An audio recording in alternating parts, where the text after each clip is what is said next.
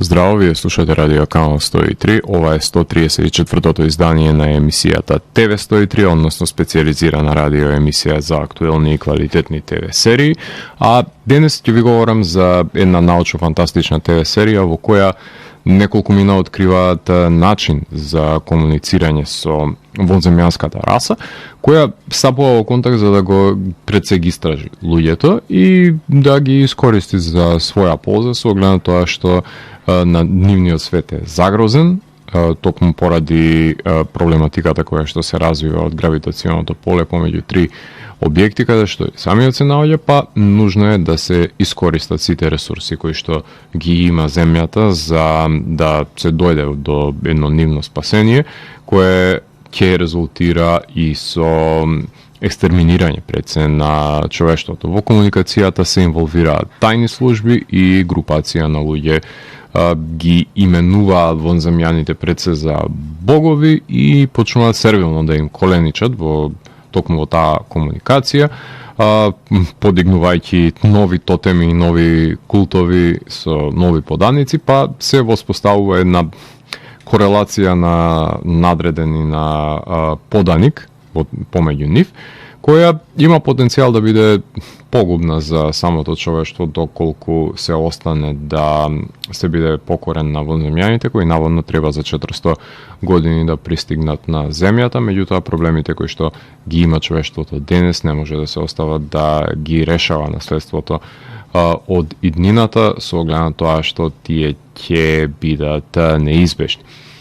И се составен дел од ТВ серијата Три боди проблем, за која ќе ви говорам во денешното издание на ТВ 103, продуцирана за Netflix. А емисијата имавме можност да ја започнеме со ветераните на стонерок сцената, односно станува збор за бендот The Quill, кои што доаѓаат од Шведска, станува збор за гиганти на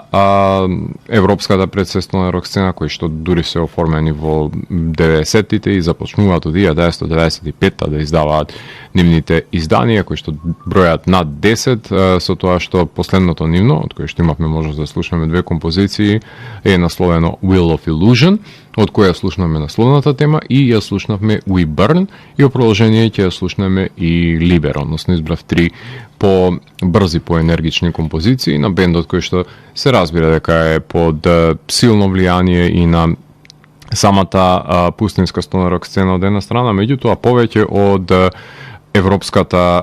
хард-рок сцена од 70-тите, затоа може да се воочат силните влијанија кои што ги трпат од Black Sabbath и Led Zeppelin, кои на еден или на друг начин со нивниот својрачен музички подпис доаѓа до израз во ова одлично повратничко студиско издание, ако не се лажеме 2 години по Live New Borrowed Blue издание од 2022 година, со тоа што издание, новиот албум издание на Metalville. А доколку сакате да знаете како се комуницира со вонземјани, тогаш вие сте на вистинската фреквенција која понира од сферата помеѓу појавното и имагинарното, каде што се крие еден притаен меѓусвет, но дејќи можности за одгатнување на енигмите на постоењето. Јас сум Златко Ѓелевски, а вие останете вклучени. Започна програмата на ТВ 103. Вие слушате Радио Канал 103, ова е 134-тото издание на емисијата ТВ 103, во која што ви говорам за Три боди проблем, која представува научно-фантастична ТВ серија, создадена од страна на Дейвид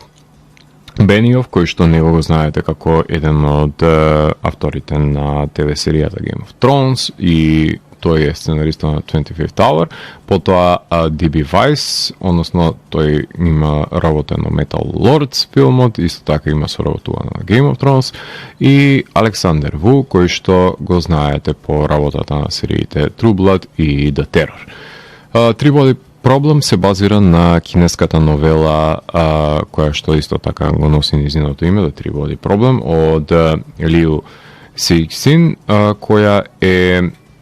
втората серија, која се базира на оваа книга, затоа што првата адаптација е всушност кинеската Трибоди, која што беше емитувана во јануари минатата година, така што една година пред серијата за која што ќе ви говорам денес имаше своја кинеска итерација. Англиската серија е продуцирана од најпопуларниот стример Netflix, кој веќе знаете дека има најголем број на претплатници во светот од останатите стриминг сервиси. Според поатоците на компанијата моментално има 260 милиони претплатници во овие стриминг војни. Минатата година мислам дека 240 има, додека зад нив се Amazon со 200 милиони од минатата година според поатоците на Forbes, кои ги имам на располагање, односно 230 милиони според овогодишните податоци кои ги имам од компанијата, така што оваа дистанца не верувам дека некогаш ќе биде престигната, барем не во догледно време, и таа супериорност на претплатниците ќе ја има секако Netflix. За Netflix ја користам секоја можност да ескивирам да говорам и да селектирам серија, од проста причина што не го одобрувам нивниот императив да се има квантитет без квалитет, односно по секоја цена да се покријат шпанско, индиско, турските пазари со ниско квалитетни серии, само затоа што им се може да откупуваат шунти кич, за да се задоволат потребите на широката популација. Ништо против тоа што фрлаат пари да се снима што годе и од тоа може да живеат, се разбира, филмските работници. Меѓутоа, како што нивна работа е да ги бркаат тезгите, моја одговорност е кон гледачот да не биде залудно потрошено неговото внимание и да биде изманипулирано, малтене, да гледа некаков неквалитет кој се базира на некаква проверена формулаичност, која не придонесува прецен на автентичен белек и на прогрес на телевизиските дела, без разлика на тоа на кој начин бомбастично тие се промовирани, односно кои што се истакнати нивните квази квалитети. За нивната мартовска понуда ви говорев додека ја анализирав The Gentleman, па ќе ги напоменам престојните серии, чисто колку да имате предвид што се приготвува од стримерот во периодот кој што престои од април и мај, кога ќе бидат објавени драмата Baby Reindeer и A Man in Full, потоа надприродната ТВ серија Dead Boy Detectives, крими драмата Ерик, комедиите Боткин и Tires, анимираната Good Times, аниме серијата The Grim Variations и Time Patrol Bond, потоа француските Антрасит и Фиаско, италијанската Brigands The Quest for Gold, корејската Parasite The Grey и Goodbye Earth, шпанските The Hijacking of Flight 601 и The Assunta Case, шведската Deliver Me, норвешката Midsummer Night и документарните Crimes in Berlin, Nightlife Killer, Files of the Unexplained, Our Living World, се само неколку од документарните серии кои што ќе може да се погледнат во периодот кој што следи. Оваа година нови сезони се разбира дека ќе имаат и Outer Banks, и Bridgerton, The Umbrella Academy, Vikings, Valhalla, Sweet Tooth, Heartbreak High, The Night Agent, The Diplomat, Emily in Paris, The Up Shows, Dead 90s Show, Unsterbold и Blood of Zeus ќе бидат продолжени нивните серии, односно со нови сезони. Меѓутоа, морам да го пофалам нивниот метод на објавување, особено нивниот објавување на метод на цела сезона во комплетно во еден ден, како што беше случајот и со Трибоди Проблем, која беше објавена на 21 март, содржи 8 епизоди со време трајање кое варира помеѓу 1 час до 45 минути, што значи дека ќе ви бидат потребни нешто повеќе од 7 часа да изгледате во целост. Вообичаено препорачувам во случаи како ова да ја преполовите и да ја гледате во 2 дена. Јас не може да го направам простор тоа да го спроведам минатиот викенд, па решив да ја сепарирам на 3 дела од по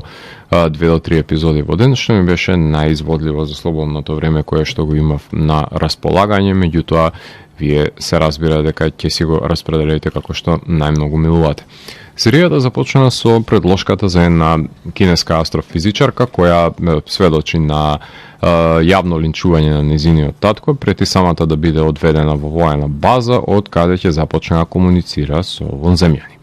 кои се разбира дека ќе имаат влијание врз група на научници од денешницата, на кои ќе им се проектира пред се одбројување пред нивните очи, по кое дел од нив извршуваат самоубиство. Секој од научниците добива една видеоигра, односно специјално наменета за корисниците, преку еден уред кој што се става на нивната глава, некаков си футуристички окулус,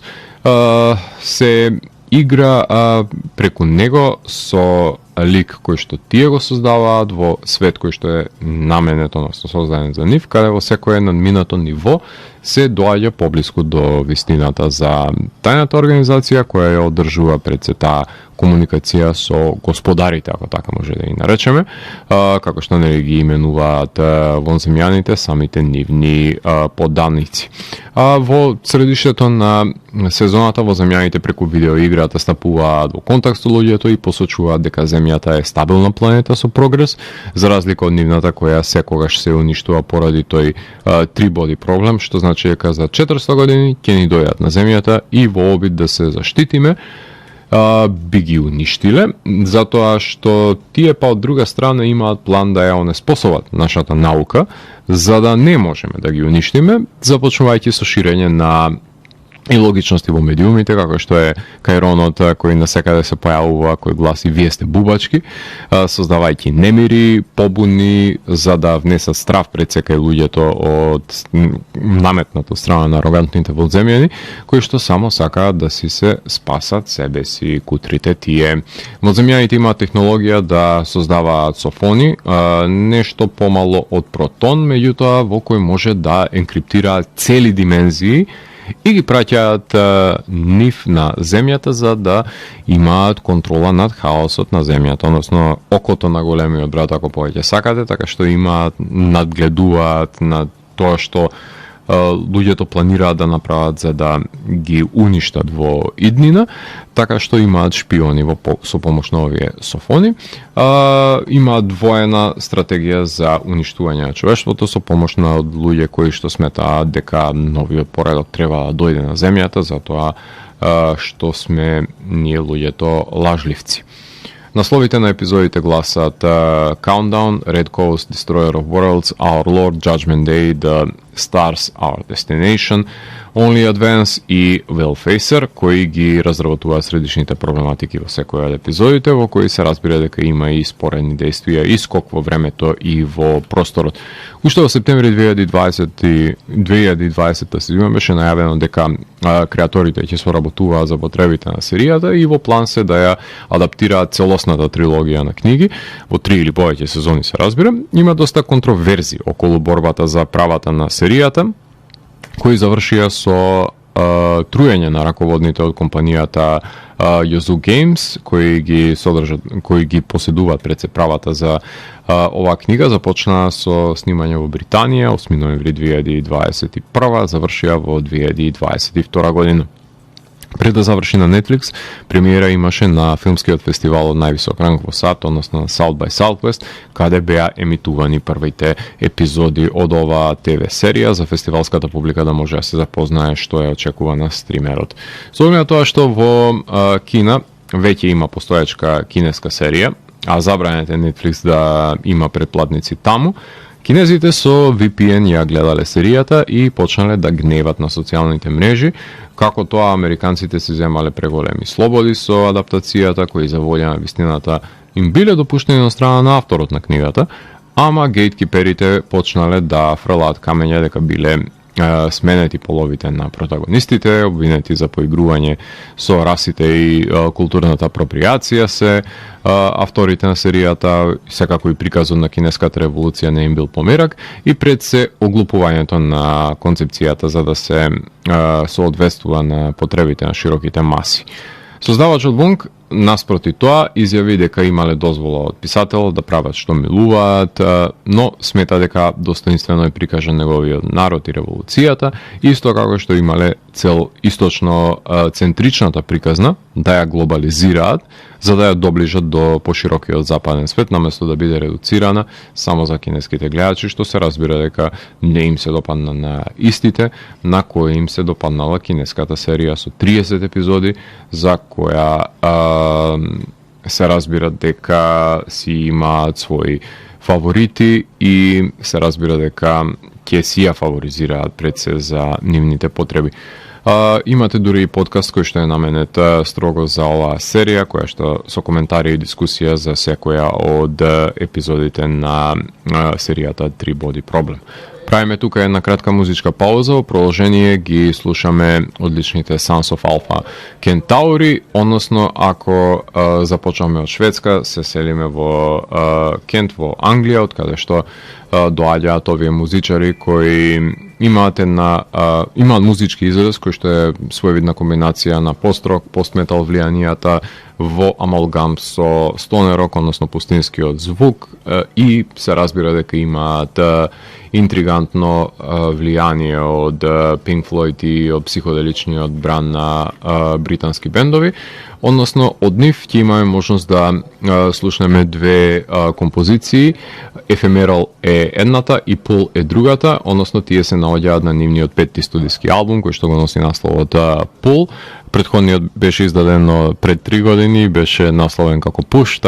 така што во последните неколку години имаат албум Push and Pull, со тоа што ќе слушнеме две моќни композиции од Pull и потоа од Обединетото кралство се селиме за Шведска. Повторно се враќаме во Шведска, каде што доаѓа бендот Skrae Коедлан, односно станува збор за бенд кој што постои од 2009 година и зад себе има издадено пред се 3 албуми. Четвртиот албум е тој од кој што ќе имаме можност да слушнеме денес неколку композиции, односно Vermilion Sky е насловот на овој албум кој што е работен од психоделичниот стоner рок бенд од Шведска, кој е издаден за Fazorama Records, од кој ќе имаме можност да ја слушнеме композицијата Starsquatch и Мистерија. А потоа се враќам во етер да ви говорам за актерите и актерките, односно за ликовите кои што ги глумат во ТВ серијата Three Body Problem. Уживајте! Вие слушате Радио Канал 103, ова е 134-тото издание на емисијата ТВ 103, посветено на ТВ серијата Three Body Problem. Во овој сегмент сакам да продискутирам за улогите, односно актерите и актерките кои што ја предводат оваа ТВ серија, која започнува со Розалинд Чао, која е возрастната итерација на Јевен Жие, која што е астрофизичарка која им пркоси на воените сили затоа што комуницирала со воземјаните, на кои радо би им служела отколку да соработува со луѓето кои го линчуваат незиниот родител, и таа во дадена ситуација на Сол му дава една сугестија, еден совет преку алегорија со вицот да не си игра со Бог, односно алудирајќи тука двосмислено и на самите вонземјански битија. Помладата незина итерација ја глуми Зине Ценг, односно од предложката во која што сведочи таа на линчувањето на незиниот татко, односно на таткото на линчувањето на Жетај. Јован Адепо, кој го знаеме од The Leftovers, When They See Us, The Stand, новата итерација Babylon и ТВ серијата за Watchmen, го глуми Сол Дурант. Тој е базиран на ликот на според книгата Луо Джи. Тој е дел од таа оксфордска петорка, кој во првата половина од сезоната од 30 годишен теоретички физичар денгувари и дува трева, кој има проблематично минато конкретно во врската која што бил со Оги, која смета дека не ги искористил своите потенцијали кои ги поседува, па во втората половина на серијата доаѓа повеќе до израз, најпрвен како пријател на Джек кој ќе го испрати од овој свет, а потоа и како ангажирано власта да биде малтене убиец на вонземјаните, кој не смее да каже како ќе го стори тоа, кому не му е померак за дадената ситуација, затоа што е секогаш на нишан на религиозните фанатици, односно култистите кои што се поданици на овие вонземјански божества, меѓутоа тоа е избраникот и тој треба да се носи со дадената одговорност. Покрај него Џон Бредли, кој го знаеме од Moonfall и од Game of Thrones, го глуми Джек Руни. Тој е дел од оксфордската петорка кој го напушта факултетот и ја отвора фирмата Jack Snacks. тој е шегобиецот од друштвото кој ќе започне да ја игра пред се вонземјанската игра, еден комичен гик кој што често знае да биде директен во соодносот со неговите пријатели од оваа петорка. Лиам Канингем исто така се појавува оваа серија, го знаете и од Game of Thrones, и од Last Voyage of Demeter, од Dog Soldiers, од The Card Player на Argento, во Centurion исто така на глуми на Маршал, така што тој глуми Томас Вејд, шефот на разузнавачката служба, кој треба да најде решение за справување со вонземјаните, кој ги ангажира пред се и Джин од Оксфордовците, но и Даши, за да ја спроведе истрагата, односно тој е суров предпоставен и ригорозен шеф, спремен да уништи неколку за да го спаси светот, односно еден макијавеловски предводник. Покрај него во серијата глуми и Еиза Гонсалес, кој што ја знаете од Алита Battle Angel, од Godzilla против Конг и од Ambulance. Таја глуми Аугустина Оги Салазар, која што е поранешна девојка на Сол, која денес има наотек компанија која раководи своједно производство на синтетички полимер. Преку неа ја запознаваме со проблемот на самоубивањето на научниците, затоа што таа ќе започне да гледа преку очите кои што ги поседува еден таймер кој што одбројува. Во нејзината компанија измислила лазер кој може се да пресече, но ќе го стопира процесот на негово производство затоа што знае дека технолошкиот напредок кога и да е, каде и да е, ќе се користи како оружје. Дрска и директна е, која ќе се обиде да ја асистира на Джин до моментот кога ќе одлучи Томас да прати обезглавен човек во вселената, што нема. И се допадне, се разбира, Вера е нејзината предпоставена, која е била менторка, која на почетокот на серијата се самоубива. Джес Хонг, која знаеме од Инкт и од The Brokenwood Mysteries, ја глуми Джин Ченг, која што е дел од Оксфордската петорка, врвна физичарка со експертиза за брзување на честички, која ќе биде ангажирана од нејзиниот шеф Томас да најде солуција за пуштање на ракета кон вонземјаните, која ќе пристигне за 398 години, во која нејзината несудена френдзонирана љубов Уил ќе го замрзне мозокот и ќе го прати јабана кога нема да и успее пред се мисијата. Во врска е со Радж, која ќе ја раскине затоа што не му посветува доволно внимание колку што Радж би очекувал. Марло Кели ја знаеме од Дерми, од Джо vs. Керол, ја глуми Татјана Хаас, која што е порасната од организацијата на Майк Еванс, која е во комуникација со Оксфорд 5, ама е исто така дел и од истрагата на Томас. Алекс Шарп, кој што го знаеме од How to Talk with Girls at Parties, го глуми Уил Даунинг. Тој е пријателот на Сол, составен дел од Оксфордската петорка, кој е заљубен до смрт во Джин, на која ќе и купи дури звезда, за да изрази неговата љубов. Болен од метастазиран рак, кој ќе се жртвува да биде пресечен неговиот мозок и торпедиран во вселената, со надеж дека за 400 години ќе може да одлета кај вонземјаните и да ги уништи, само што ќе се скине една од сайлите кои го држат под обраницот на ракетата и ќе замине во неповрат да лебди низ космосот. Ги краде сите симпатии со оваа жртва, иако во првиот дел од серијата меандрира од како ќе се влоши неговото здравје, ама ќе си остане френдзониран од страна на Джин.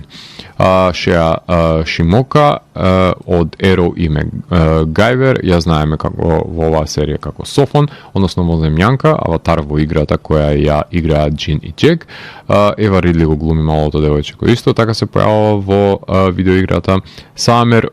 Усмани од Inventing Anna и од What If го глуми Притвирач Радж Варма, односно тој е воен офицер и дечкото на Джин, кој ќе раскине врската со неа затоа што смета дека таа го занемарува за волја на работата, иако тој има доста матно минато од воените потфати за кои не сака многу да зборува со неа и е ангажиран исто така како воен аташе од Томас. Бенедикт Вонг, кој го знаеме од Annihilation, од Moon, од Доктор Стрендж, од Infinity War, тој глуми Клеренс Даши, односно тој е поранешен агент на Ми-5 и останати разузнавачки служби ангажирани на страна на Томас за да ја раководи истрагата, кој е доста харизматичен татко кој треба да го заштити пред се Сол во обидите за атентат до крајот на неговиот живот, кој е во преписка со убедувањата на возрастната итерација на Је, така што тој е будното око и начуеното уво на Томас за да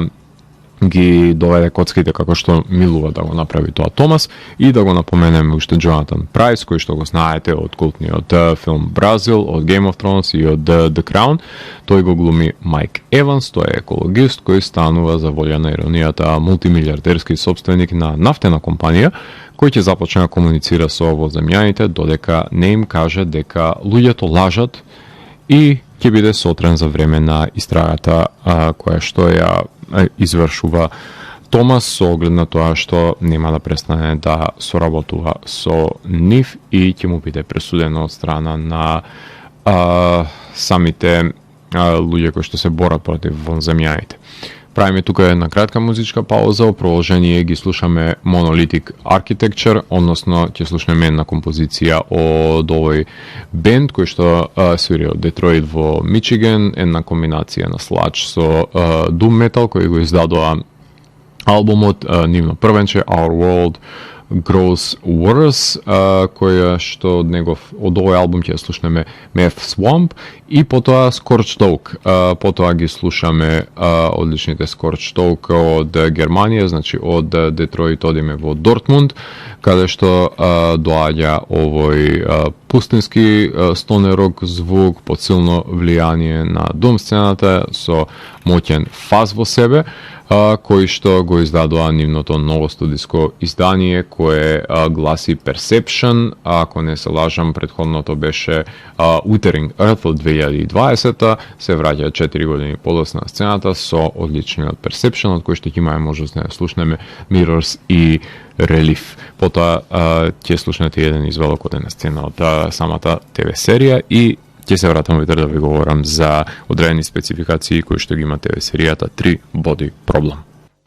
Вие слушате Радио Канал 103, ова е 134-тото издание на емисијата ТВ 103 во која што ви говорам за ТВ серијата 3 Body Problem, а за самиот крај правиме една компарација помеѓу оваа ТВ серија и останатите кои што сум имал можност во овие изминати 133 изданија кои што предходат на ова да ви говорам, односно праваме на еден преглед на најразлични спецификации кои што тие ги поседуваат. Имено оваа ТВ серија има прекрасна космичка најава, анимација која е одлично решена во скратена верзија од секој од епизодите од пола минута, за да се даде еден краток научно-фантастичен проток на самата атмосфера, самиот амбиент кој што следува во секој од епизодите. Како што веќе напоменав и претходно, 8 епизоди со 5 сценаристи, што значи дека исполнува квотата од минимум 5 сценаристи кои мора да ги има според новите договорени прописи, со 3 продуценти минимум, а од 3 Body Problem има 26 продуценти, така што ги исполнуваат условите. Има 8 пред се епизоди, како што напоменав, по четворица режисери стојат зад ова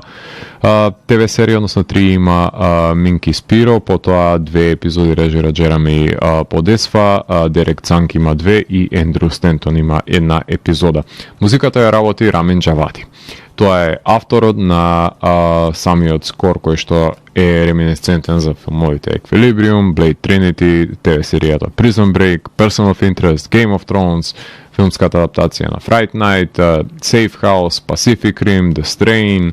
ТВ сериите Westworld,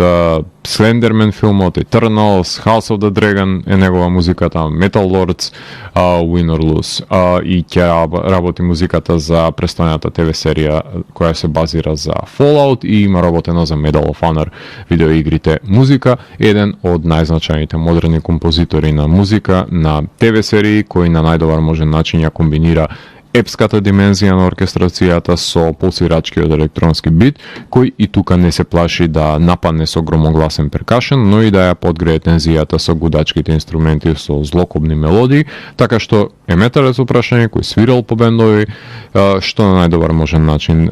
знае да спроведе громогласност на оркестар кога е потребно, кој, иако има препознатлив ориентален мелос во носечките композиции, автор кој се разликува од останатите, треба да се пофали за истакнатиот белег по кој што тој се двои од останатите модерни композитори, а Рамин и тука одлично раководи и во елегичните и во торжествените творби и во електронските, во кои што отчукува битот за крајот на човештвото. Погледна сценографијата, имаме просторни канцеларии како што таа на Томас, потоа имаме команден центар во Вселенската програма, имаме лаборатории, домови, болнички соби, екстериери, имаме на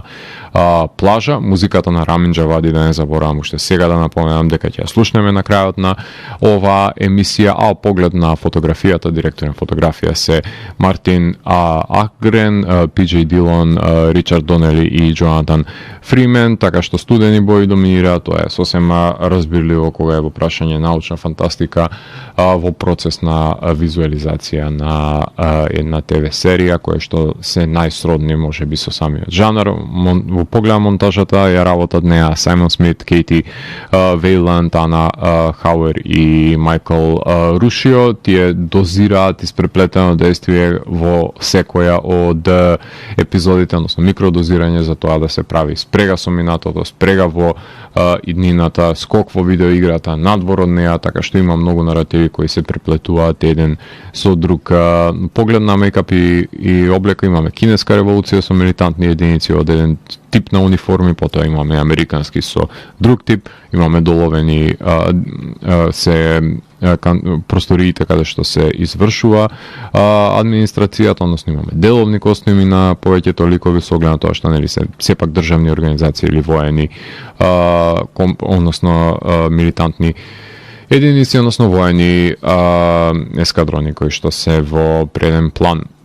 Погледам над природното, имаме воземјани нивни софони кои што збираат цели светови и појавување на таймер пред очите, кој што исто така визуализиран со визуелни ефекти. Поглед на хумор и еротика, има неколку комични ситуации, најчесто се тие врзани за Даш и Джек, ама само тоа, ни трага од еротика имаме, љубовта е нереализирана во оваа ТВ серија. Во поглед на